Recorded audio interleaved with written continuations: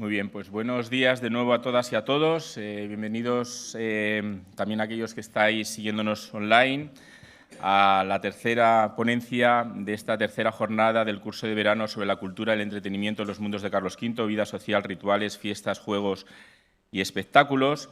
En esta ocasión contaremos con la participación y la exposición del profesor César Chaparro Gómez. Él es catedrático emérito de la Universidad de Extremadura y, bueno, más allá de la información que podéis encontrar en la biografía, sí que me gustaría destacar que, además de ser codirector de este curso y de todos los que hemos hecho anteriormente en torno a la figura de Carlos V, además aprovecho para decir cuyas publicaciones están accesibles de manera libre y podéis descargaros los PDFs en nuestra página web, en la sección de publicaciones, y os invito también a ello. Además, ha sido director del Centro Extremeño de Estudios y Cooperación con Iberoamérica y director académico de la Fundación Academia Europea Iberoamericana de Yuste. Para nosotros es siempre un honor y un placer tener al profesor César Chaparro Gómez con nosotros. El título de su ponencia, aunque inicialmente tenía que haber tenido lugar ayer, tuvimos que hacer una modificación, como sabéis. Va también muy en línea con la que hemos tenido hace un rato, con el tema del ajedrez. Es Juegos y divertimentos en las fiestas de Nueva España, de Cervantes de Salazar a Rafael de Landívar. Profesor Chaparro, muchísimas gracias una vez más por acompañarnos en estos cursos, y la audiencia es toda suya.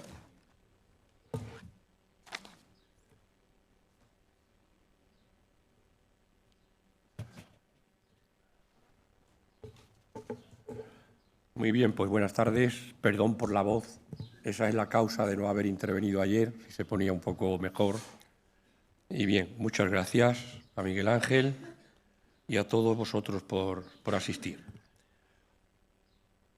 En un artículo del año 2009, Fiestas, ceremonias y solemnidades en las etimologías de Isidoro de Sevilla, analicé el tratamiento que Isidoro hace del fenómeno de la fiesta. Como es bien sabido, el obispo hispalense, en su enciclopedia de las etimologías, deja constancia del saber antiguo sobre los más diversos ámbitos de la realidad. En el caso concreto del fenómeno de la fiesta, las conclusiones fueron estas. Isidoro forma un primer grupo de términos que se refieren a la dimensión religiosa o sagrada de la fiesta. Un segundo que tiene que ver con el carácter militar de la misma. Y finalmente, un tercer bloque que hace referencia a su aspecto lúdico. El obispo de Sevilla recoge, pues, lo que era y será un topos o lugar común a la hora de analizar este fenómeno, su triple dimensión sagrada, militar y lúdica. Yo me voy a referir, como es lógico, a este último aspecto, su carácter de ludus, y circunscrito a una realidad concreta de Nueva España. Mi intervención tiene tres partes. Una muy breve, que es una introducción teórica como marco al análisis posterior. Una segunda, el análisis de los diálogos, los 4 diálogos sobre los juegos de Cervantes de Salazar. Y una tercera, el libro 15º que Landívar dedica a los juegos en su obra Rusticatio Mexicana. Ya Alonso de Villegas, en su discurso 39, denominado del juego, inserto en su obra Fructus Sanctorum, establece 5 modalidades de juego. La primera, donde principalmente gobierna el ingenio, como el ajedrez. La segunda, que consta de ingenio y destreza, como la pelota. La tercera es ingenio, destreza y fuerza, como la lucha. La cuarta tiene parte de ingenio y parte de suerte, como los naipes. Y la quinta consta solo de suerte, como los dados.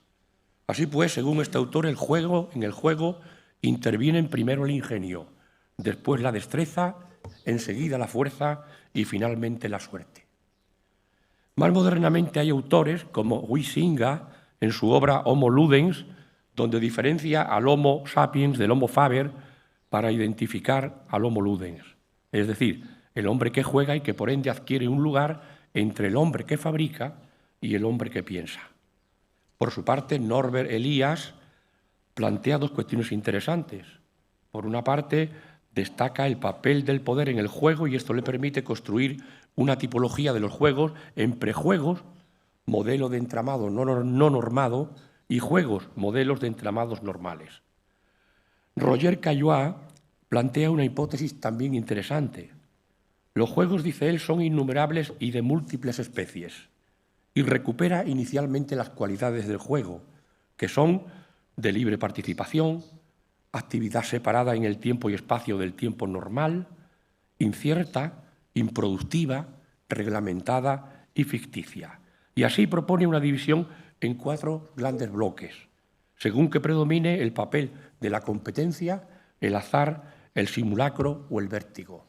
Y finalmente Miguel Roig, hablando de la fiesta y del juego, dice que la fiesta es una serie de acciones llevadas a cabo por un grupo, expresadas por medio de ritos y ceremonias que transmiten significados de diverso tipo, históricos, políticos, sociales, religiosos, en las que la práctica festiva de goce y diversión, mediante los juegos, se entremezcla con lo religioso e incluso mágico, cumpliendo determinadas finalidades culturales para el grupo, tales como la cohesión y la solidaridad. Y, por último, con un carácter extraordinario, aunque anualmente circular. Y termina, y esto se va a reflejar en el análisis que haré del texto de Rafael Landívar, dice él, como contrapunto del trabajo y de la tensión cotidiana, el sentido básico de la fiesta y del juego es liberar al individuo de la rutina diaria. Más cercano a nosotros, Bernardo García García, en su libro El ocio en la España del siglo de oro, hace una clasificación de los juegos que se envían para ocupar el ocio en esa época.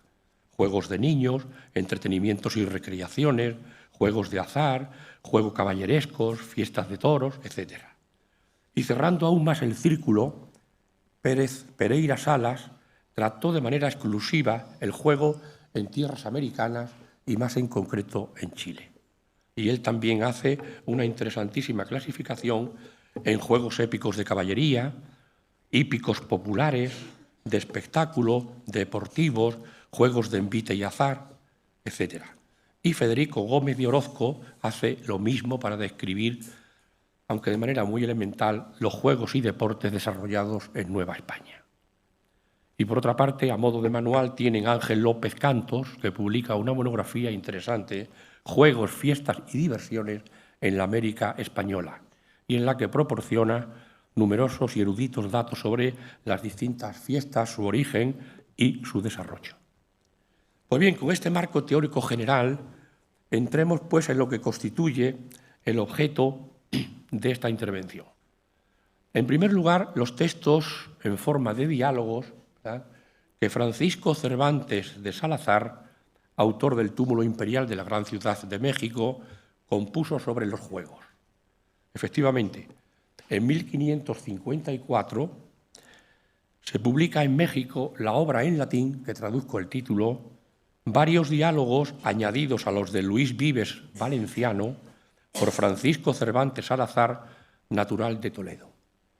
Bajo el epígrafe México en 1554, los 3 primeros son de clara temática mexicana, sobre la Universidad de México, el interior de la Ciudad de México y sus alrededores. Y los 4 siguientes, del 4º al 7º, tratan de distintas actividades lúdicas, a imitación de los coloquios de Erasmo de Róterdam. El primero lo titula Saltus, salto, el juego del salto. El segundo lo titula Ludus Spherae per annulum ferreum, es decir, el juego de la bola a través de un aro. El tercero, Obeliscorum Seulignearum Pyramidalarum Ludus, es decir, el juego de los obeliscos o pequeñas pirámides de madera. Y por último, Pilae Palmarius Ludus, la pelota a mano. Pues bien, el hecho de que estos 4 diálogos sobre juegos se hayan publicado en México en la imprenta de Juan Pablos y que se encuentren precedidos por otros diálogos de temática claramente mexicana, ha llevado a más de algún estudioso, como el caso de Cardoso Vargas, a afirmar que Cervantes Salazar es el primer autor que habla de un conjunto de juegos que se realizan en Nueva España. Y no digo que en parte no sea así, más bien se trata de juegos desarrollados en la península y que serían trasladados a las nuevas tierras, en concreto a Nueva España. Por otra parte, seguro que no eran los únicos, pero son los que el autor del Túmulo Imperial consideró dignos de registrar. ¿Y ello por qué? Y aquí radica una clave interpretativa de los textos de los diálogos de Cervantes Salazar. Por su clara intencionalidad pedagógica que queda patente ante la gran cantidad de referencias clásicas y consejos didácticos que los propios protagonistas hacen. A través de esas escenas lúdicas, los alumnos, los jóvenes, podían comprender la necesidad del ocio bien dirigido y de la actividad física como complemento imprescindible al ejercicio intelectual, algo así como un descanso o relax en el trabajo, pero también aprender los valores derivados de una competición justa, divertida y afable, en los que el aprendizaje, marcado por el eco de los argumentos horacianos del utile et dulce, útil y dulce, tiene también la conveniencia de hacer disfrutar los ánimos de los discípulos. En ese sentido, Erasmo, Vives y el propio Cervantes Salazar juegan con el doble significado del término ludus, en su vertiente de juego, y también ludus significa escuela. ¿Sabes? Tiene ese doble significado que anteriormente también manifestó el profesor Mañas. Bien, más concretamente, aunque muy de pasada, cada uno de los diálogos, en el primero titulado Saltus, ¿verdad?, los personajes pues plantean entre ellos una competición de saltos, ¿verdad?, los tipos de saltos posibles, las normas de ese juego. Primero son saltos con las piernas juntas y más tarde subiendo escalones, ¿verdad? El segundo, el juego de la bola a través del aro, también a semejanza de un coloquio erasmiano, está también protagonizado por dos amigos que tratan de divertirse con el juego de la bola a través del anillo de hierro. Se establecen las normas, el premio, que es una moneda de plata, ¿verdad?, y que hoy sería algo semejante como a la petanca, ¿verdad?, pero que tenía como objetivo pasar la bola por el anillo de hierro sin sobrepasar la extensión del campo. El tercero es el juego de los obeliscos o pequeñas pirámides de madera. Sigue también la estructura de un juego de Vives. Es el más desarrollado de los tres, ¿verdad? Uno de los personajes comienza la escena convenciendo a Alcázar, que se llama el otro, de que necesita descansar de su estudio y le invita a retirarse de la ciudad y descansar en su hacienda, practicando un juego de bolas y obeliscos de madera que hoy se asimilaría mucho con el juego de los bolos nuestro. Y el cuarto, la pelota a mano, es una explicación del juego de pelota tan valenciano que tanto Erasmo del coloquio Pílae como Vives utilizan como anécdota. Bien, todos son personajes nobles de la corte del príncipe Felipe que escenifican una conversación y en la que ponen de manifiesto la necesidad de practicar ese juego de pelota que dice Cervantes Salazar que es el que más conviene a la nobleza. Describe la vestimenta, los guantes, los zapatos, etcétera, etcétera. El juego se basa en las normas que proponen los propios personajes, se juega con la mano, superando una red y evitando golpear la pared, y su tanteo es similar al que hoy recoge el tenis y los protagonistas jugaban por parejas. Bien, los juegos descritos por Cervantes de Salazar, que son esos cuatro, se pueden encuadrar en el ámbito de los juegos deportivos y de habilidad. Tienen varias características en común. El elemento material básico es un utensilio de fácil manejo, como puede ser la pelota. Se necesita destreza y habilidad para sortear las dificultades. Se precisa además, en alguno de ellos, conjugarlos con la fortaleza física. Así pues, la agilidad, los reflejos, la rapidez, la viveza y la fortaleza constituyen su núcleo. Son juegos propios de la infancia y sobre todo de la juventud, entretenimientos donde la competitividad constituye el eje central, aunque la mera rivalidad y el desafío desprovistos de inteligencia dejan de ser diversión para convertirse en un elemental forcejeo carente de normas y reglas, existentes estas últimas en los juegos descritos por Salazar. Además, la ley siempre los consideró diversiones permitidas y en algunos casos hasta las fomentó. Pues bien, a muchos años de distancia, en el siglo XVIII, un jesuita guatemalteco, expulsado del virreinato de la Nueva España por Carlos III, como todos los pertenecientes a la Compañía de Jesús, dedica todo un libro de los 15 que conforman la Rusticatio mexicana a glosar los juegos que se practicaban en tierras mexicanas. Unas líneas tan solo sobre el autor y la obra. Rafael Landívar nació en Santiago de los Caballeros en 1731. Su padre, natural de Navarra, era capitán del ejército español. Cursó los estudios en el Colegio de San Francisco de Borja, regido por los jesuitas, alternando con la asistencia a clase en la Real Universidad de San Carlos. Allí obtuvo el grado de bachiller en filosofía y la maestría en artes. En 1749 decide hacerse sacerdote ingresando en la Compañía de Jesús. Con ese propósito se trasladó a México, completando sus estudios en el Colegio Máximo de San Pedro y San Pablo. Ya sacerdote, regresó a su región nativa y en 1765 fue rector del Colegio de San Francisco de Borja. En el 67, como sabemos, fue desterrado con sus compañeros de orden por decreto de Carlos III, comenzando así la etapa final de su vida de gran incertidumbre y de mayor sufrimiento. Landívar aparece durante estos últimos años como profesor y director en Bolonia de un centro de enseñanza para los jóvenes jesuitas denominado La Sapienza, y muere en Bolonia en 1793. Pertenece por su formación cultural en México al grupo de jesuitas mexicanos, humanistas y latinistas de la segunda mitad del siglo XVIII, que incluye autores tan importantes como Francisco Javier Clavijero, Diego José Abad, Agustín Pablo de Castro o José Rafael Campoy. La expulsión de estos jesuitas de los dominios españoles les permitió, exilados como estaban en Italia, ponerse en contacto con los intelectuales y literatos españoles peninsulares, franceses e italianos, y a través de esos contactos asimilar las nuevas corrientes filosóficas y literarias europeas. Junto a jesuitas peninsulares como Arévalo, Lampillas y Juan Andrés, defendieron con vigor y rigor la cultura y literatura española fuertemente vilipendiadas por autores franceses e italianos como Tiraboschi y Bettinelli.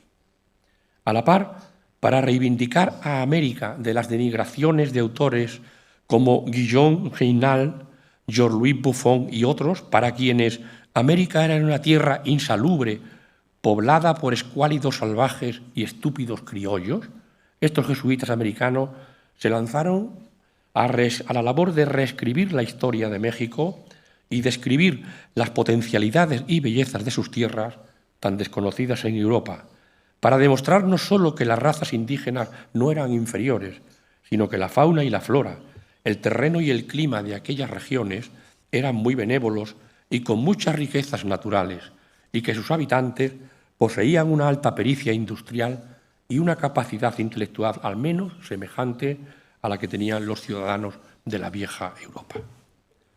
A este respecto hay que señalar que el mismo año 1781, en que apareció la primera redacción de la Rusticatio, se imprimieron en Roma otras dos obras con temática muy similar: De Rusticis Brasiliae Rebus, del jesuita portugués José Rodríguez Melo, sobre las riquezas del campo de Brasil, y De Sacari Opificio, del también jesuita portugués Prudencio de Amaral, sobre la fabricación del azúcar. La obra de Landívar, titulada Rusticatio Mexicana, que yo, en un guiño por mi parte al machadiano Campos de Castilla, se podría traducir como Campos de México, tiene una primera redacción en el 81 en Módena y una segunda en Bolonia, y es un poema descriptivo de más de 5.000 hexámetros latinos, y en él se describe la variopinta, rica y desconocida realidad de México, sus lagos, el volcán del Jorullo, los alegres campos de Oaxaca, la labor y beneficio de la grana, de la púrpura y del añil, las costumbres y habitáculos de los castores, las minas de oro y plata, el cultivo de la caña de azúcar, la cría de ganado, los ejercicios ecuestres, gimnásticos y venatorios, las fuentes termales y salutíferas, las aves y las fieras y, por supuesto, al final, los juegos populares. La Rusticatio no es un mero ejercicio poético en que el autor canta con nostalgia, la nostalgia de un exilado, las excelencias de su tierra. Es mucho más que eso, es la manifestación de un nacionalismo o patriotismo identitario que se asienta en la conciencia de la singularidad novohispana, de su historia, sus habitantes y sus pueblos. Más que un poema lleno de escenas referidas a los campos mexicanos, que lo es también una minuciosa obra de historia natural destinada a combatir el erróneo concepto que se tenía del Nuevo Mundo en Europa. Además, Landívar escribió su poema en latín para que los instruidos lectores de toda Europa pudieran entenderle, y lo hace en verso, por puro disfrute literario y para hacer su mensaje más agradable. En definitiva, y desde un punto de vista personal, la Rusticatio no es solamente un mero ejercicio poético, es un documento de trascendencia histórica que revela el intento consciente de un intelectual de una colonia española en América para incorporarse a las nuevas corrientes europeas del pensamiento en una época en la que la tradición colonial aún pesaba mucho en él. Que Landívar escribió para los lectores europeos, inmersos en pleno siglo de las luces, lo indican las primeras palabras del prefacio y lo confirma el modo en el que la finaliza, exhortando a los jóvenes a abrazar el nuevo espíritu científico y abandonando las viejas ideas, adoptando las nuevas a fin de descubrir los misterios de la naturaleza y hacerlo con todo el rigor de su mente. De hecho, el mismo Alexander von Humboldt leyó la obra de Landívar y la menciona en sus escritos. El libro quinto, o canto quinto, que cierra la Rusticatio, lo dedica a los juegos. Son 6 los juegos o divertimentos referidos en este libro y en los que nuestro autor concentra o sintetiza la identidad y singularidad lúdica o recreativa del pueblo mexicano. Atendiendo a las formulaciones teóricas del principio de mi intervención, hay juegos donde predomina el espectáculo, como son los toros o las peleas de gallos.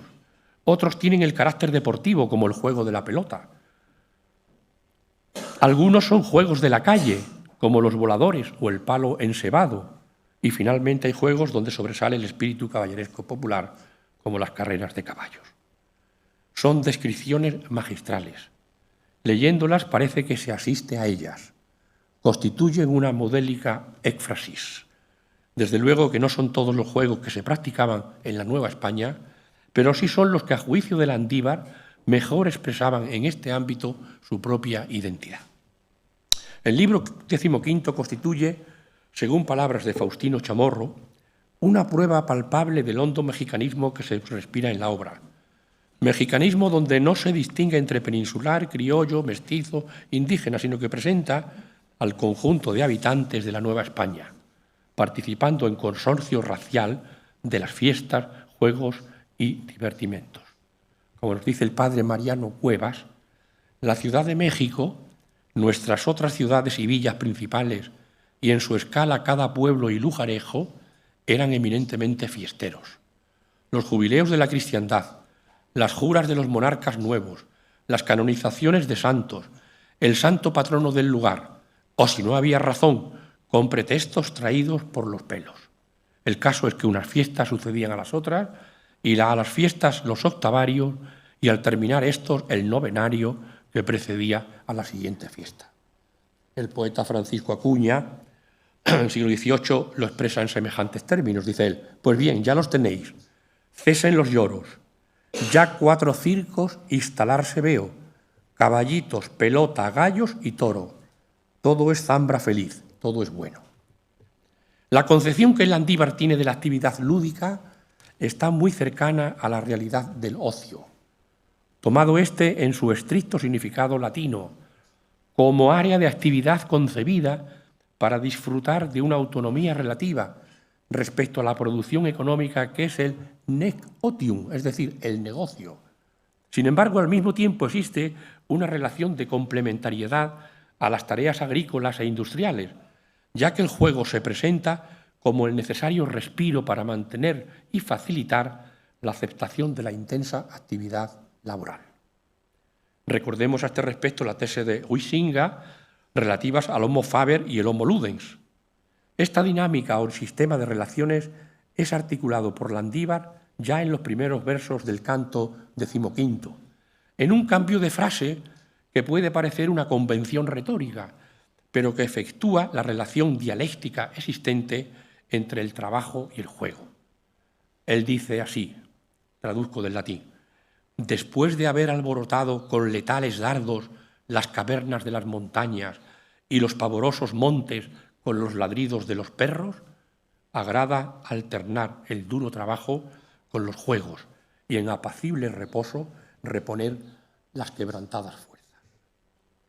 En la búsqueda del conocimiento de tales actividades lúdicas, Landívar invoca, como hace a lo largo de todo el poema, la asistencia de los hijos de Tíndaro.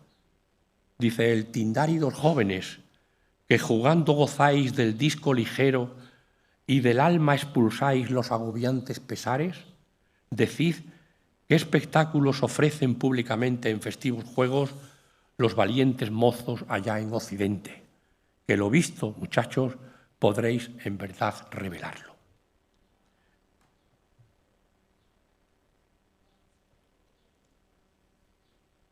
El primero de los juegos descrito por Landívar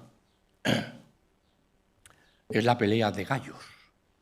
Se trata de un espectáculo en el que juega un papel importante el envite y el azar.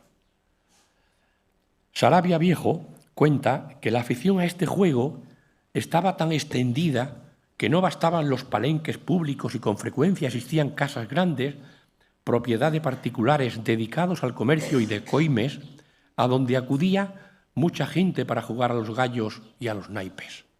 Por su parte, Nicolás Rangel pone en boca de Fray Luis Ramírez, 1510-1575, que este juego de los gallos es entretenido pero muy cruel, porque los plumados duelistas son tan porfiadamente animosos que ninguno triunfa si no mata, porque ninguno se da por vencido si no muere. Para que todos gozasen de este entretenido combate, se dispuso que en cada esquina de la plaza hubiese una pelea. Hasta ahí las palabras de Fray Gil Ramírez. Landívar tacha este juego de besánico o de loco furor. Lo primero que debe hacerse, según él, es separar a los gallos de los demás y ponerlos en una jaula para irlos acostumbrando al envite. Ahora voy a mezclar palabras mías y traducciones mías del poema. El ave al principio se duele, dice él, y con largos quejidos furiosa se esfuerza intentando soltarse de extrañas cadenas. A continuación se hace una descripción del gallo con unos cuantos rasgos característicos. Dice él: la frente encrestada que levanta dorado penacho, su barba enrojecida, las plumas que resbalan por su cuello, los córneos espolones y la cuchilla pequeña y delgada atada a su pata con cuerda muy fina. Los contendientes son llevados a continuación a la gallera, que es dice él, un minúsculo ruedo regado de manchas de sangre, y en el que se sienta una turba que aplaude los triunfos y hace entre sí cuantiosas apuestas. Es, por lo tanto, un juego de azar, de probabilidad.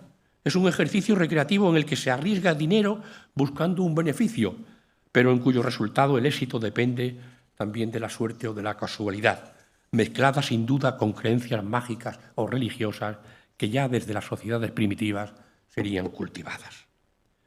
Viene después la pelea. Los gallos quedan frente a frente. Dice él: se miran retadoramente y se lanzan uno contra otro,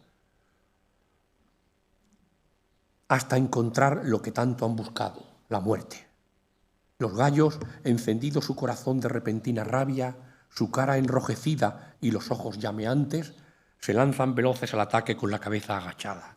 Luego, lanzándose al aire con súbitos saltos, se arroja uno contra su enemigo, chocando su pecho con el pecho contrario, y lo estrecha feroz con sus férreos espolones, trabando pata con pata y una cuchilla en la otra, hasta que a cuchilladas tiende en la arena al vencido.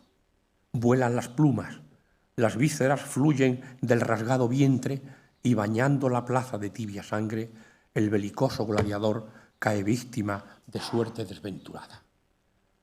Entre los aplausos de la gente, termina él, el vencedor embellece con sublime canto su triunfo. Marín Morales, al comentar estos versos, afirma que los individuos se identifican con los gallos de manera ambigua. Estos representan lo que más admiran y al mismo tiempo lo que más temen. En la riña de gallos, el hombre y la bestia, el bien y el mal, y el yo y el ello, la fuerza creadora de la masculinidad excitada y la fuerza destructora de la animalidad desencadenada se funden en un sangriento drama de odio, crueldad, violencia y muerte. Lo que define la riña de gallos, dice esta investigadora, es esa ambigüedad que, por un lado, como un hecho de naturaleza y por otro como un hecho de cultura, es forma perfeccionada o reunión focalizada. Esto significa que son formas básicas de socialización o rituales indispensables de interacción social, porque en ellas se mezclan los sentimientos humanos, aún los más crueles y perversos. El segundo de los juegos lo constituye el espectáculo de las carreras de caballos. Huelga hablar a estas alturas de la importancia que tuvo el caballo en la conquista y colonización del Nuevo Mundo. Por otra parte, como actividad lúdica, los torneos y justas pueden considerarse como una de las manifestaciones festivas que tuvieron mayor y más constante aprobación en el Nuevo Mundo. Eran llamadas, como todos sabemos, demostraciones. Había carreras de caballos desorganizadas o a tropel que no tenían orden ni disposición, que solían comenzar la víspera de la festividad del patrón o por acontecimientos civiles y religiosos muy señalados, y que podían prolongarse 2 días.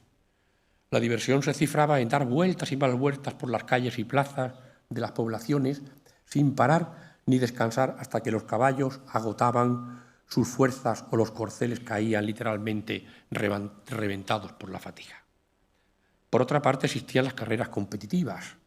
A estas parece que alude Bernal Díaz del Castillo al describir las fiestas que se organizaron en Nueva España para conmemorar las paces entre el emperador y Francisco I.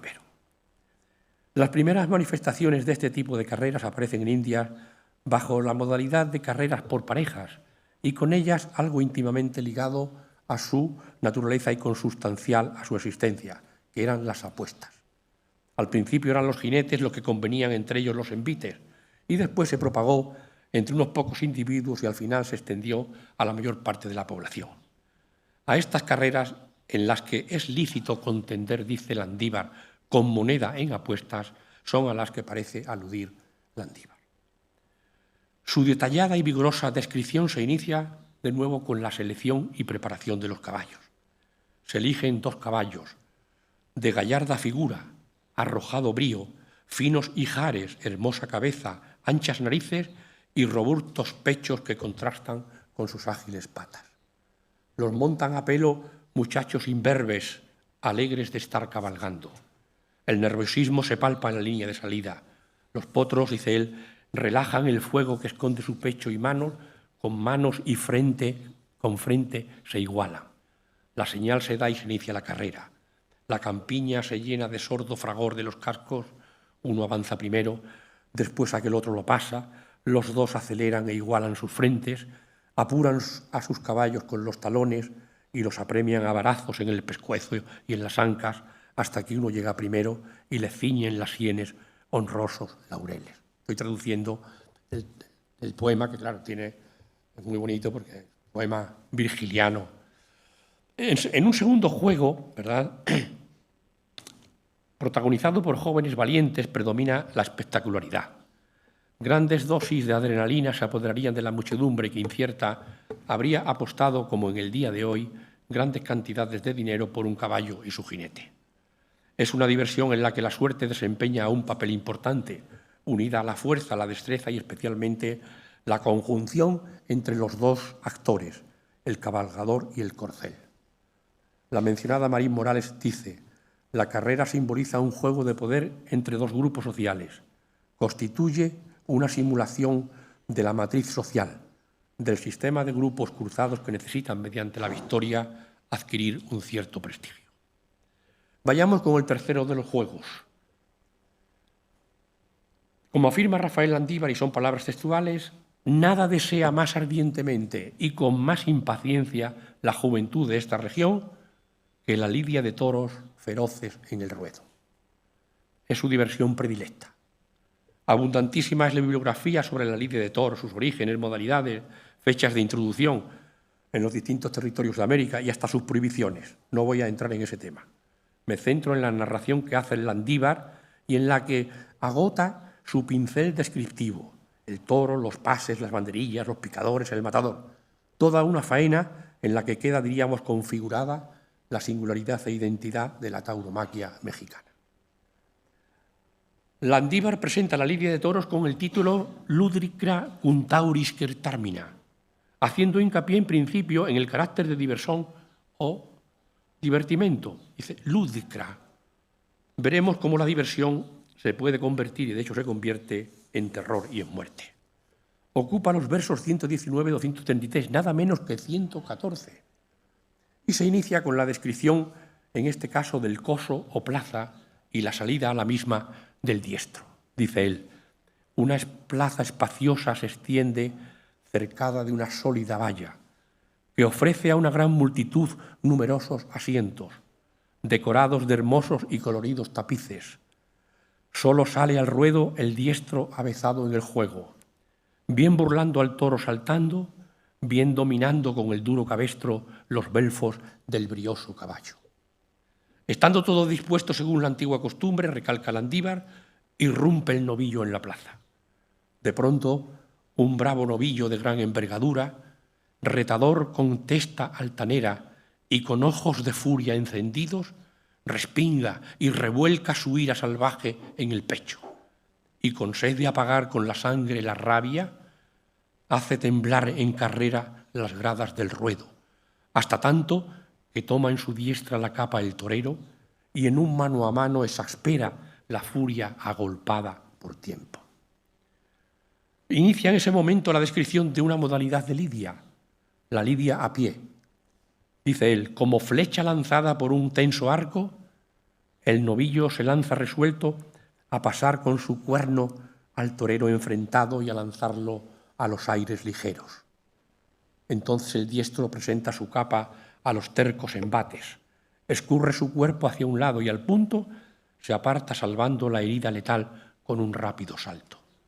El toro, otra vez más, hirviendo del odio infestado, con todo su cuerpo buscando al torero, arremete esforzado y de rabia babea y presagia la muerte. Curiosamente, Landívar antepone el tercio de banderillas al tercio de varas. El torero, provisto en su diestra de una banderilla, mientras el toro con la cabeza gacha revuelve la capa, rápido le clava entre los morrillos el penetrante hierro. Y termina esta escena diciendo: lánzase el toro a los cielos transido de agudo venablo y llena de intensos mugidos el ruedo. En los versos 149 y 165, Landívar describe la lidia del toro a caballo, lo que hoy llamaríamos el tercio de varas. Al novillo que trata de arrancarse la banderilla y que intenta así aliviar su rabioso dolor, el torero, enristrando con sus robustos brazos, dice él, una corta lanza, le pone delante un caballo que echa fuego por todo su cuerpo y lo reta ardoroso. El astado, habiendo sufrido la férrea pica, avieso acosa por largo rato al equino, esparce la arena con sus pezuñas tanteando las posibles maneras de embestir. El toro se detiene atento a burlar el golpe, mientras el diestro sopesa la astuta intención del astado. La fiera, veloz más que un rápido viento, mueve las patas, embiste al caballo, al jinete y a la pica. El diestro entonces, desviando las riendas, apremia con las espuelas los anchos ijares de su cabalgadura y frenando con la punta metálica el morrillo de la fiera, sortea la feroz embestida. La autoridad que preside el festejo ordena en el último tercio de la lidia la muerte del novillo. Llama al trecho por muchas heridas.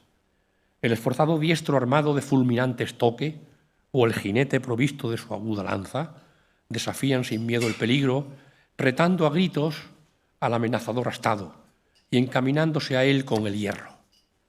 El toro, exasperada su ira con los gritos, arremete contra el diestro que lo incita con su arma y con su voz. Este le hunde la espada hasta la empuñadura, o bien el jinete lo hiere con el rejón de acero, y en medio del cuello, entre el par de pitones, le da el descabello.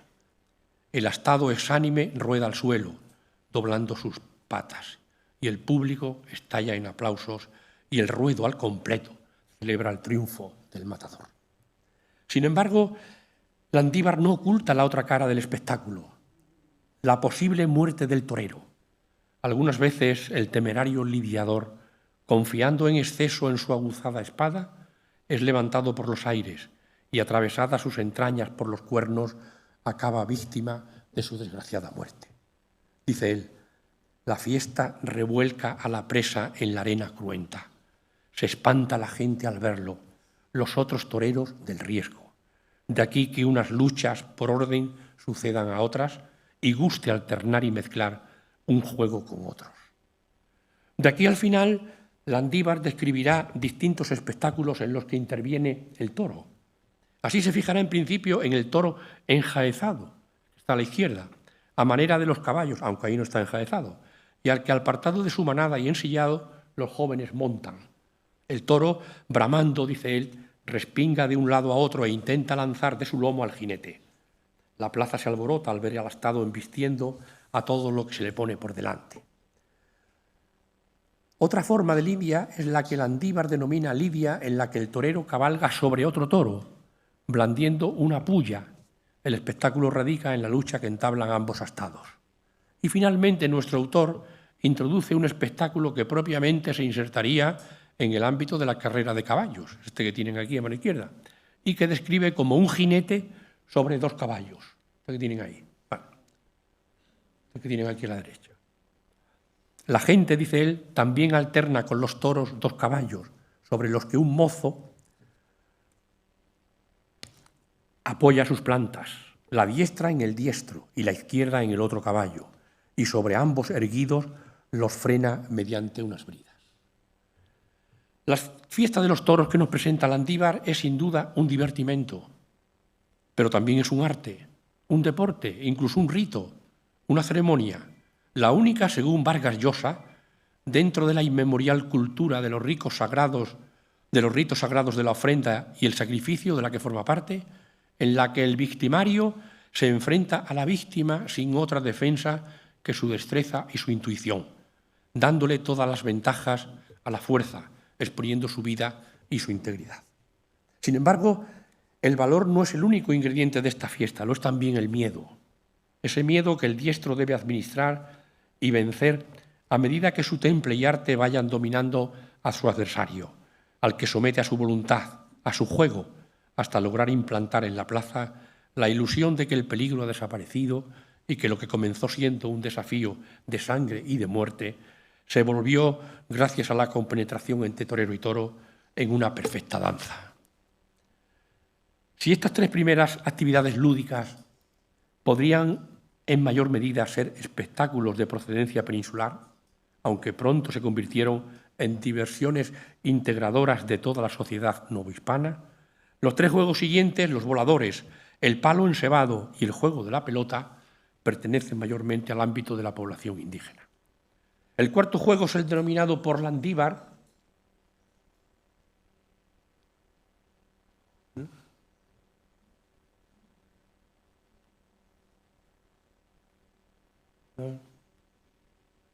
hay uno aquí, ¿no?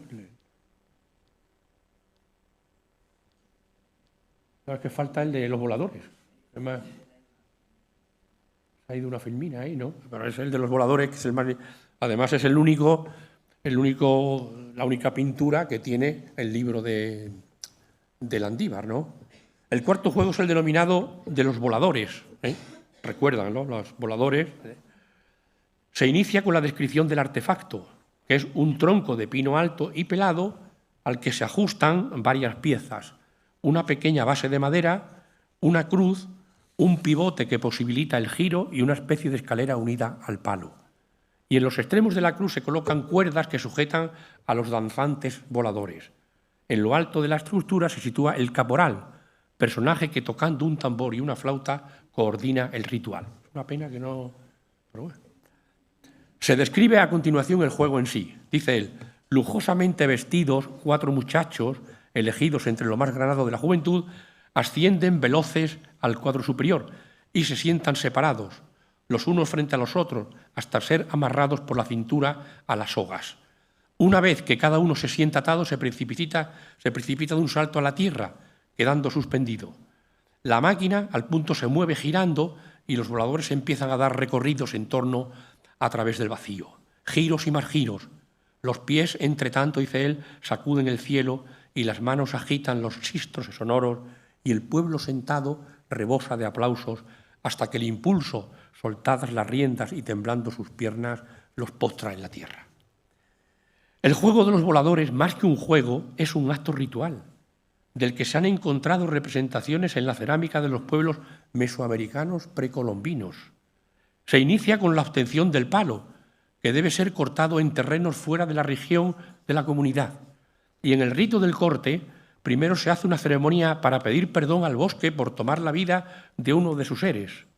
Según la tradición, el palo debe ser trasladado sin tocar el suelo hasta el lugar donde se colocará o sembrará. Por otro lado, los voladores visten trajes muy vistosos y coloridos que representan a aves tropicales. Los sones presentes en el ritual simbolizan la cantidad de lenguas que se hablan en México. Cada uno de los voladores, que son 4, simbolizan los 4 puntos cardinales, siendo el caporal que está arriba la representación del centro. Y gira 13 veces, simulando descender por los 13 cielos del dios Sol, que multiplicado por los 4 voladores da el resultado de 52, ya que este número es el símbolo del ciclo de 52 años del calendario indígena. Este juego ritual está asimismo asociado a los cultos de la fertilidad, ya que con el descenso a la tierra de los voladores se simboliza la caída de la lluvia. Hay que decir que en la actualidad este juego, que en un principio fue una ceremonia ritual, ha derivado en un simple espectáculo comercializado como tal y que ha olvidado su génesis y desarrollo. El palo puede ser de metal y no de madera, se arrastra por un vehículo de combustión y no sobre los hombros, y el palo es mucho más alto y el volador, desde luego, supera el número de las 13 vueltas que tenía en un origen. El quinto de los juegos es lo que Landívar llama el palo encebado o encebado.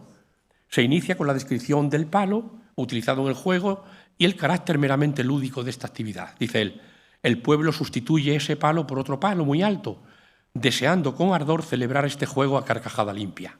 Conveniente preparado el palo, gracias al raspado y pulido, se embadurna con grasa, se hinca en medio de la plaza y en su punta se coloca una rica vasija de bronce. La ascensión, tentativas de unos y de otros, resbalones, gritos, risas por parte de la muchedumbre, todos desisten hasta que un muchacho, dice él, con ahínco, se abraza al madero y asciende hasta arrancar con su mano la codiciosa vasijas. El juego del palo encebado, como lo denomina Landívar, requiere por parte de los jugadores agilidad, inteligencia y fuerza. La dificultad principal está en la grasa del palo que hace que patinen los pies y las manos, y el incentivo es el premio colocado. Este juego, como todos sabemos, tiene realizaciones y denominaciones diversas, cucañas, la piñata, etc., en diferentes lugares del mundo, por lo que es muy aventurado proponer un origen concreto. Marco Polo fija el juego en China, ¿verdad? Otros lo ponen en Nápoles como representación del Vesubio, ha sido relacionado con la leyenda del país de Jauja, y otros dicen o vinculan su origen al español árbol de mayo, fiesta central que tenía que ver con la fertilidad. Sin embargo, también existe alguna evidencia de que los aztecas celebraban una festividad similar para celebrar al dios Huitzilopochtli. Incluso parece que este juego se utilizó como herramienta de evangelización en el Nuevo Mundo.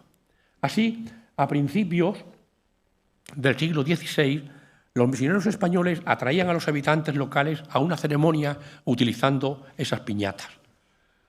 Los frailes hábilmente transformaron la ceremonia tradicional de la olla de barro en sesiones de instrucción religiosa. Y en concreto en México, en las fiestas de Aguinaldo, en los días a la Navidad, introdujeron la olla cubriéndola con papel de color, dándole un aspecto impresionante. Esta tenía la forma de una estrella con 7 picos que representaban los 7 pecados capitales, y los brillantes colores de esta especie de piñata simbolizaban la tentación. La piñata se transformaba así en una representación de la fe ciega y de la virtud o la voluntad para vencer al pecado.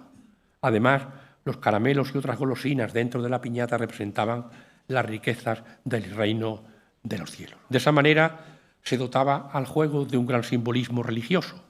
Con fe y una sola virtud se podía vencer el pecado y recibir todas las recompensas de los cielos. La relación de juegos que hace Rafael Landívar termina con el juego de la pelota, pero que él le añade prout abindis, es decir, al modo indígena, sin duda para diferenciarlo del juego de pelota llevado a cabo por los españoles y descrito, como vimos, por Cervantes Saavedra. Ocupa, curiosamente, muy pocos versos, tan solo 23, para la importancia y expansión de este juego en la tradición y pueblos mesoamericanos. El propio Landívar afirma, dice, que no hay espectáculo mayor y más admirable que ocupe a la muchedumbre indígena. Empieza describiendo, en primer término, la pelota.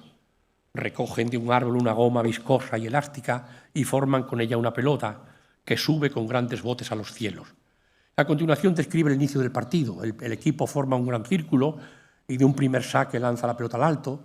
Se estipulan las reglas, que no se puede coger la pelota con las manos, sino que hay que impulsarla con las otras partes del cuerpo, con el codo, con el muslo, con la frente, con la rodilla.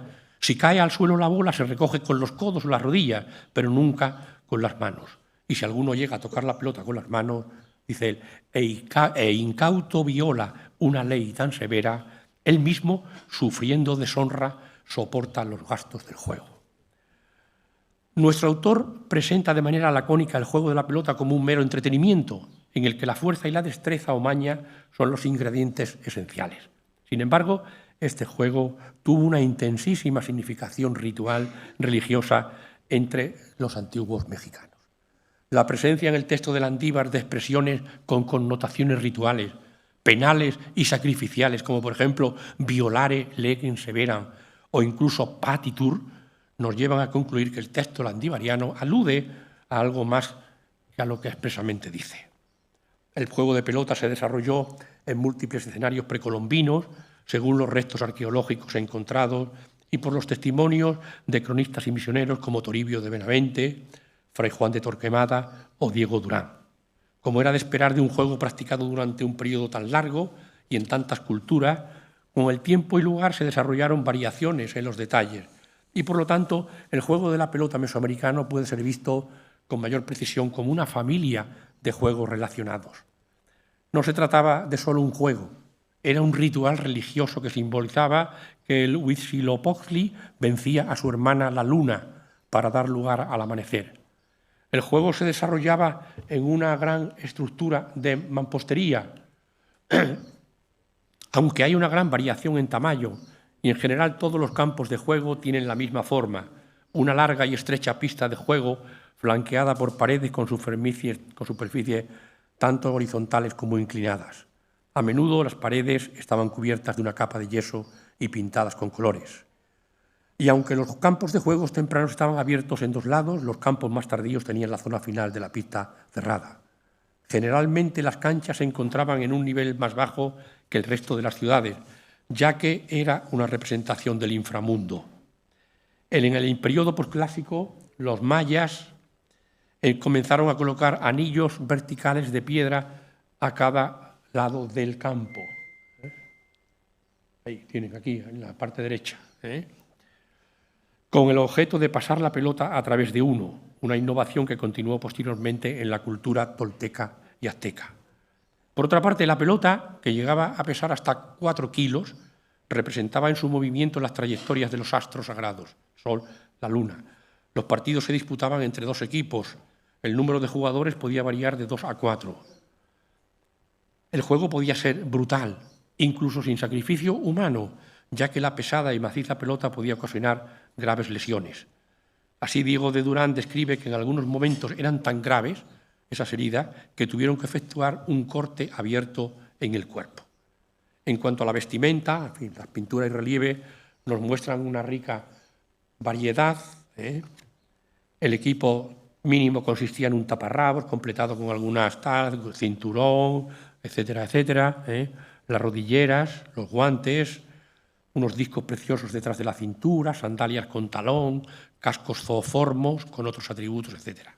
Importante es la asociación entre el sacrificio humano y el juego de pelota, que aparece relativamente tarde en el registro arqueológico. La asociación fue particularmente fuerte en las culturas de Veracruz y de los mayas, donde se puede ver las representaciones más explícitas de sacrificios humanos en los paneles de juego de pelota, por ejemplo, en el Tajín y en Chichén Itzá. Cautivo, bueno, etcétera, etcétera, que no me da tiempo ya. En resumen, en el juego de la pelota, que en palabras de Landívar era el espectáculo mayor y más admirable que ocupaba la muchedumbre indígena, se dan cita varios componentes. Además del meramente lúdico o de diversión, había un componente astronómico, un componente bélico, componente de fertilidad, de dualidad cosmológica, lucha entre día y noche, vida y muerte. componente este último presente en algunos de los juegos descritos, como la lidia de toros o la pelota o la pelea de gallos. Una oposición constante que remite a imágenes de lucha, de guerra, a una dialéctica interpretada, reproducida y simbolizada en el juego de contrarios que equivaldría a la vida misma, a la fertilidad de la naturaleza incesantemente renovada. Y termino. Como se ha podido ver en el análisis de los 6 juegos descritos por Rafael Landívar, la actividad lúdica sobrepasa el umbral de la mera diversión para adentrarse en unos con mayor nitidez que en otros en el ámbito del rito y del simbolismo religiosos. Por otra parte, nuestro autor inserta esta actividad en un sistema de relación dialéctica existente entre el trabajo y el juego, negotium y otium, y a la vez dentro de un armonioso orden social. El juego para los novohispanos constituye, según Landívar, un signo de su singularidad, que va más allá de los límites biológico y físico, y que también rebasa los límites de la mera diversión. Juegan para divertirse, sí, como lo apunta Landívar en este canto 15 de la obra, pero mediante ese esparcimiento basado en la tradición se va formando su identidad. Este proceso se da mediante un juego dialéctico entre lo lúdico y el proceso de conformación de esa identidad, entendiendo esta como aquella que implica necesariamente creencias, ritos, símbolos comunes a todos los habitantes de un territorio. Las raíces de esa identidad se determinan por el pasado históricamente definido. Ya no son ni los indígenas, ni los españoles, ni los criollos. Son ese concepto y, sobre todo, esa realidad multifacética llamada mestizaje. Muchas gracias y perdón por la voz.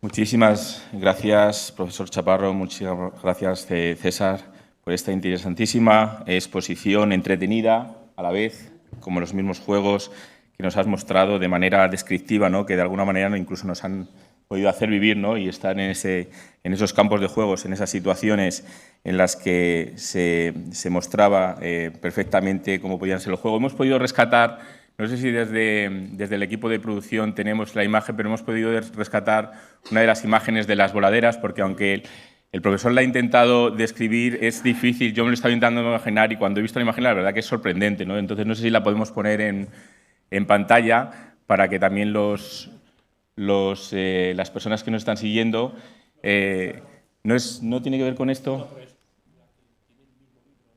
Sí, no es la del libro. Hemos cogido una al azar de los voladores que nos daba también una visión de cómo podía ser este juego que todavía de alguna manera pues, se sigue realizando en la actualidad y que es bastante impresionante, ¿no? La verdad que cuando lo ves, bueno, pues entiendo esa parte de ritual que pudiera tener porque más que el juego es una actividad en la que la gente parece que se está arriesgando perfectamente la vida. Muchísimas gracias por la intervención. Yo por romper un poco el hielo y veo que la mayor parte de esos 6 juegos, ¿no? En los que se ha centrado su exposición, 3 de ellos que se transfirieron desde Europa a América y otros 3 que eran más propios de allí del territorio. Algunos de ellos que sabemos muy conscientemente que han llegado aquí incluso hasta hace poco, ¿no? El palo encebado era una fiesta popular que a lo mejor incluso todavía se sigue celebrando en algunos municipios o pueblos. Yo lo recuerdo de la infancia, como que era uno de los más atractivos a la hora de cuando llegaban las fiestas de verano, por ejemplo. Y bueno, qué decir del juego de la pelota, ¿no? Que ha llegado hasta nuestros días. La duda que me surge es, y sobre todo en los juegos que se celebraban allí, ¿qué nivel de integración había entre los locales y la gente que venía de España o de Europa a la hora de compartir ese divertimento? Si eran juegos los que nos has mostrado más que jugaban los propios locales, los propios nativos del territorio, o si realmente en un momento dado, pues como podría ser el juego de la pelota, podría servir para enfrentar de alguna manera o poner de alguna manera conjunta a ambas culturas, ¿no? Es la duda sobre todo que se me plantea y bueno, pues aprovecho ya para dar la voz a la audiencia para que vayan levantando las manos. Veo ya que hay alguna por ahí levantada, así como a los que nos están siguiendo online, por si quieren hacer alguna pregunta. El micrófono, por favor. El micrófono, sí. Cogemos alguna pregunta más, pues vamos a pasar por aquí el micrófono.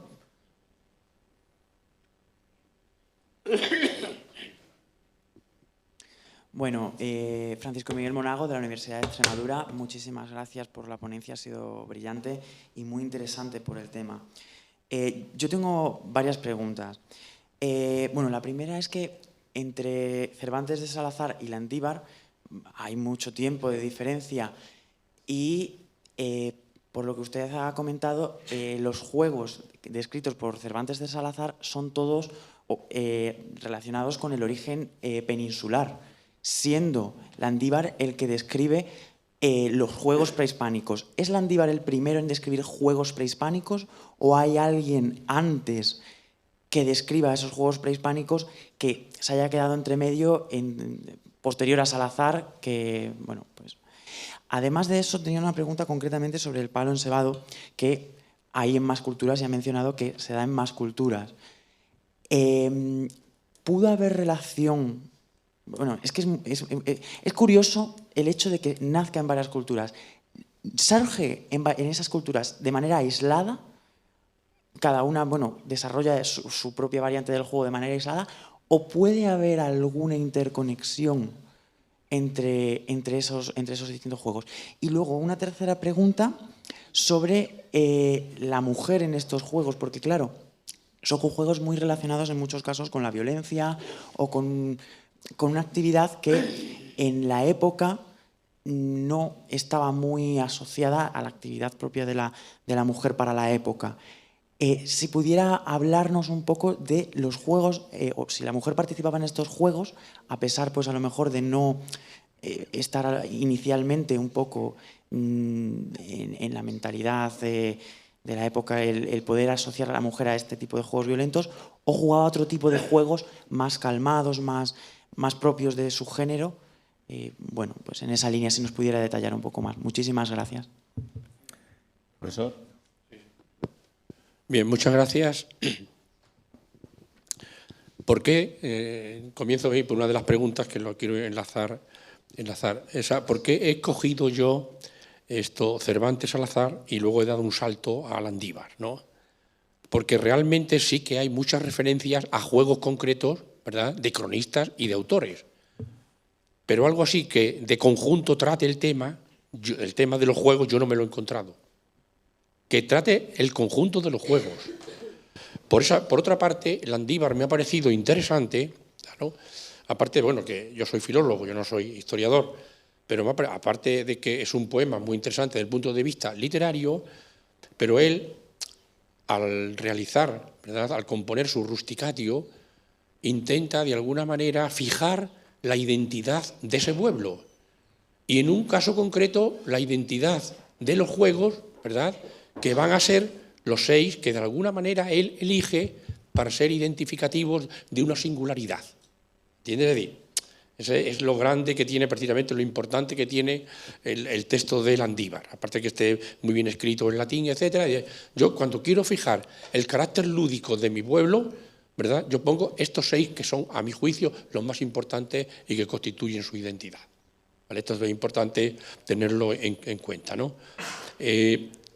Sobre el palo encebado, efectivamente hay mucho. Bueno, primero, la propia denominación, aparece encebado o encebado, que aparte de que la S y la C sea pronunciada como S y tal, pero también las interpretaciones que hay es que si es encebado es porque se pone sebo, y si es encebado es porque le pones un cebo arriba, ¿verdad? Es decir, que también hay sus explicaciones de esa diferenciación, que por otra parte es una diferenciación fónica, nada más.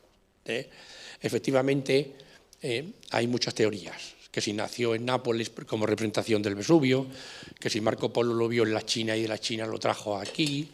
Por otra parte, como he dicho, hay interpretaciones que lo identifican, ¿verdad?, con el árbol de mayo, de Pascua de España, y yo he leído algunas referencias también a que eso existía y tal. A mí lo que más me interesaba de ese palo es sobre todo el uso que los misioneros hacen de él posteriormente, como un cebo, ¿verdad?, como un aliciente para que los indígenas se introduzcan en ello.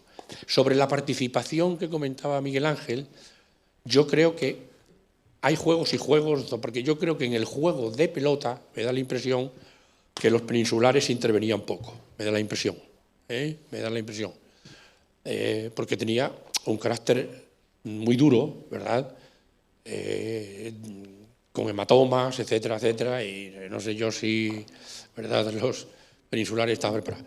Sí que he encontrado alguna referencia de que también en algunos casos era practicado por mujeres y niños.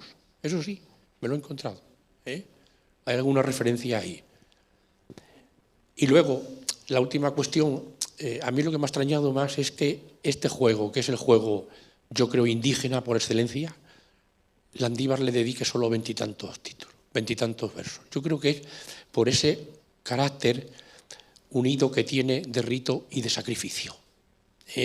Porque es que, tengo aquí una referencia que no la he leído, cautivos, prisioneros, fueron frecuentemente mostrados en el arte maya y se supone que estos prisioneros fueron sacrificados después de perder un juego de pelota ritual evidentemente amañado. Y en la versión azteca del juego, los cráneos de los miembros del equipo perdedor eran colocados al lado del campo y su sangre se ofrecía en ofrenda como alimento de los dioses. Es decir, es un juego, aparte de duro y tal, sacrificial. Y creo que Landívar sí lo mienta porque no tiene más remedio, pero desde luego no le da tanta importancia como da a los otros juegos. Muchas gracias, profesor. Bueno, el tema de la mujer también, que la ha comentado ya en esta cuestión. ¿Alguna pregunta más por parte del público? Sí, por favor.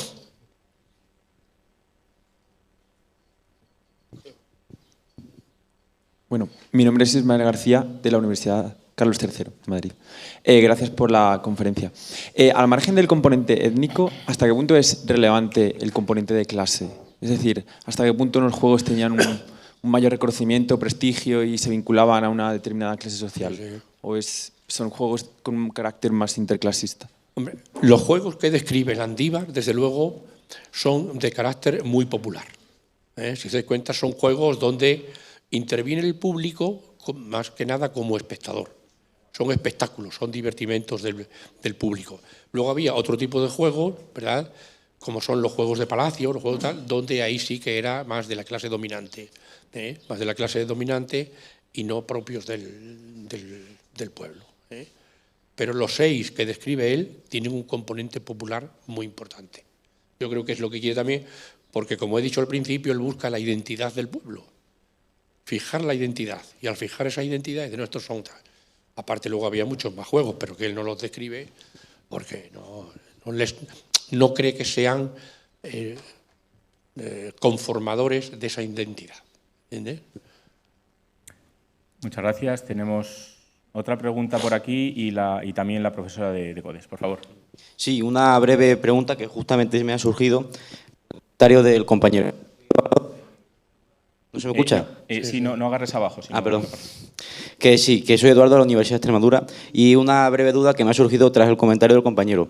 ¿Se podría vincular el carácter popular muy de estos juegos descritos con la división del trabajo en manual intelectual al hacer las clases dominantes, un tipo de juego diferente al carácter principalmente netamente físico realizado por los juegos populares que se ha descrito? Sí. La afirmación es que sí. ¿Entiendes? Normalmente los juegos, la mayoría de ellos, siempre de esto recalca Landívar el carácter de ser ejercido por jóvenes y por jóvenes muy vigorosos, por jóvenes muy fuertes, ¿entiendes? Muy fuertes, que después del trabajo arduo y laborioso, ¿verdad?, se dedican a pasar el ocio sirviendo de espectáculo al pueblo. También, es decir, la conjunción ahí, lo que yo decía del otium y del negotium latino, creo que son muy importantes. Profesora de CODES.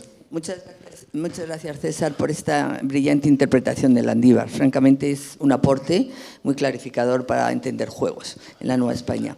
Yo tan solo quería comentarte, yo no lo sé, si tú has tenido ocasión de revisar La monarquía indiana de Juan de Torquemada, el libro 10, porque claro, esa obra que tiene muy pocas ediciones, la primera en Sevilla en 1613, luego en Madrid en 1724, y finalmente hay una que hace Miguel León Portilla en la UNAM, de hace relativamente poco. Bueno, Esa obra Acércate el micro, por favor. que tiene además, en ese libro 10 del original, no de la tercera edición, porque yo lo he visto en otras anteriores, hay un capítulo que se dedica solo a hablar de las festividades en las repúblicas y de y de cuándo, cómo se iniciaron, pero se refiere al mundo indígena y el principio del siglo XVI.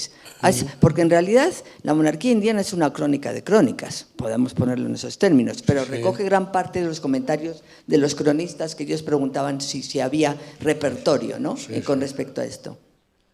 Sí, pero vamos, ahí yo me he fijado sobre todo en el aspecto lúdico de la festividad, no tanto en las festividades, ¿no? No tanto en las festividades, pero que traten los juegos independientemente, ¿verdad?, de la fiesta. Sí, Cervantes Salazar, lo único es que ahí lo que he querido yo ha sido eliminar la creencia de algunos, sobre todo de América, son autores como el que he citado, americanos, que al unirse esos diálogos de Cervantes Salazar con diálogos y a ser publicados en México, dice, estos son el primer conjunto de juegos que se celebraban en América. Yo creo que no, porque esos se unieron, pero por cuestiones editoriales. Pero esos son juegos de la península que posiblemente también se hacían, ¿verdad?, aunque no se dice concretamente la localización geográfica, pero que son juegos que también se hacían en América, ¿verdad?, en Nueva España, pero son juegos propiamente siguiendo el patrón de Erasmo de Róterdam y de Vives, que describe el juego como una actividad lúdica dentro del ludus o escuela, el sentido pedagógico. Yo he querido de alguna manera quitar eso, ¿no? De decir, no, cuidado, que estos no son juegos referidos exclusivamente a Nueva España. Son juegos introducidos ahí, que el hecho de que sean introducidos ahí ha llevado a algunos, ¿verdad?, al equívoco de decir son juegos en Nueva España. Son de otro tipo. No, muchas gracias. Quedan todavía unos minutos. Quería preguntar algo. El micrófono, por favor. El micrófono. Aquí. Más que mi pregunta es que me gustaría saber respecto a lo que se ha preguntado acerca de si las mujeres participaban o no en estos juegos. Yo tengo desde hace muchos años un problema sin resolver acerca del Alto Perú, o puede ser de la zona de Cuzco a la zona de La Paz, Puno, más o menos, y es que he encontrado tanto en el Museo Victoria Alberto de Londres como en una colección privada limeña unas preciosísimas arquetas enormes de plata con magníficas decoraciones que aluden de forma clara al mundo andino, como por la representación de los animales, etcétera, no hay duda, y más o menos de los comienzos del siglo, finales del XVI, principios del XVII, donde aparece en los costados de las piezas de plata aludiendo al juego de la pelota y a perder el juego de la pelota. Y en la parte principal de las piezas aparece en una de ellas, que la estaba buscando y solamente encontré una de ellas, dice: esta arca es de mi señora doña Mesia de Tenorio.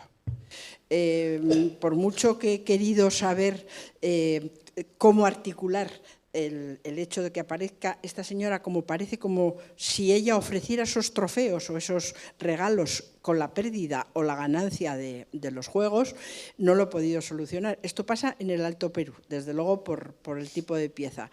En México se sabe si ha existido algún otro tipo de relación entre objetos posteriores a la resolución de un juego o no. No lo sé. ¿No lo sabes? Yo, desde luego, llevo años desde que escribí un artículo sobre estas piezas que le estoy dando vueltas y no sé qué papel juega esta señora y otra señora que también aparece en otra de las piezas de Londres con respecto al juego de pelota. Sí. Y una pregunta mía, eso, el juego de pelota que se describe ahí, ¿es el juego de pelota proutindis, según los indios? Pues ¿o no? es que Bueno, ahí está la diferencia sí. clara, ¿no? Yo creo que es el juego de pelota a la española, Claro, porque claro. nada más que pone en los costados, jugó y perdió, o Claro, algo así. claro, Y es que claro. no me acuerdo, lo buscaba aquí para tener exactamente la frase. Pero lo bueno es que la señora Mencia es la que manejaba, parece ser, Ya, sí. Ya. Resulta, vamos, una incógnita Sí. resolver este asunto. Sí. Bueno. Es que si nos acerca el micro no se escucha. Es que América es muy grande y nos dan muchas interrogantes. Yo lo que he encontrado ha sido lo que he comentado antes, que dice exactamente, no obstante, este juego, el de la pelota, Proutindi, según los indios, podía desarrollarse de manera informal para recreación de niños e incluso de mujeres. ¿Entiendes? Hay que tirar del hilo. Sí. Pero yo es que además la sorpresa es que son unas piezas espectaculares, que no, Sí. que no es cualquier cosa. Hombre, ahí deberían, desde luego, el tamaño de la pelota, igual que sucede ahora con los juegos y con el fútbol, la pelota que pesase menos, etcétera, ¿no? Evidentemente, ¿no? Con los juveniles e infantiles, ¿no? Sí, tenemos 2 minutos. Si quiere hacer algún comentario o pregunta. ¿Le acercamos el micro, por favor? No hable sin micro.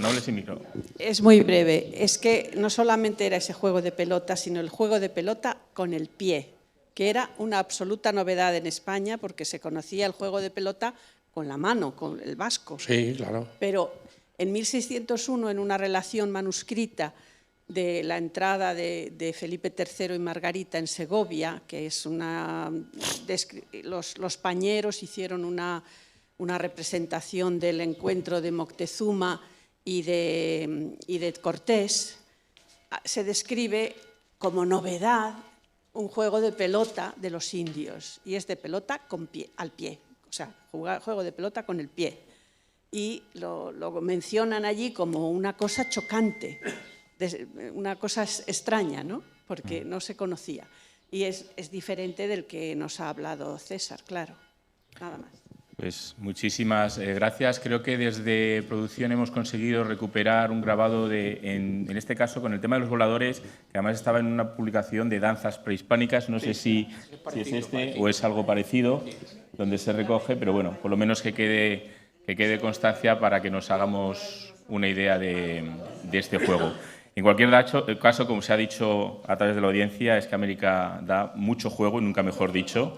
Y bueno, pues nos quedamos con esta magnífica exposición del profesor César Chaparro, que nos ha permitido trasladarnos a ese mundo, y le despedimos con un fuerte aplauso. Muchas gracias.